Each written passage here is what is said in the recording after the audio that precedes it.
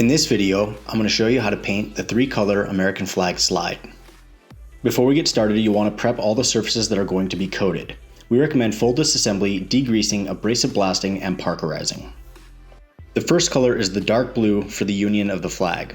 This will be sprayed on the front half of the slide. While the coating cures, we're going to weed and prepare our stencil. Stencils available on our website freedomstencils.com or by clicking the link in the description below. With the stencil weeded, we're going to cut the stripes free from the union.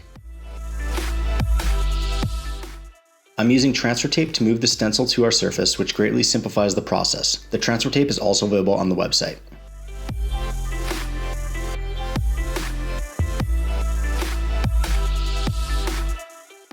With the stencil in place and properly aligned, I need to mask off the stars. Masking tape will work fine for this, but I will use the transfer tape from the previous step.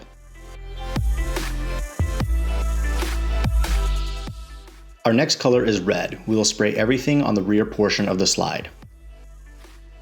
With the red cure, it's time to unmask the stars and get ready to place the stripes.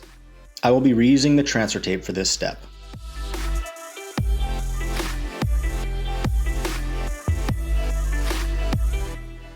With the stencil in place, we will now spray everything with white. When the coating has cured, we will remove the stencils. For a nice distressing effect, we will spray it lightly with black and rub it down with some steel wool. And that's how to coat the 3-color flag slide. I hope you enjoyed the video. If you did, make sure you like, share, subscribe, and comment in the comments below. You can also support this channel by visiting freedomstencils.com.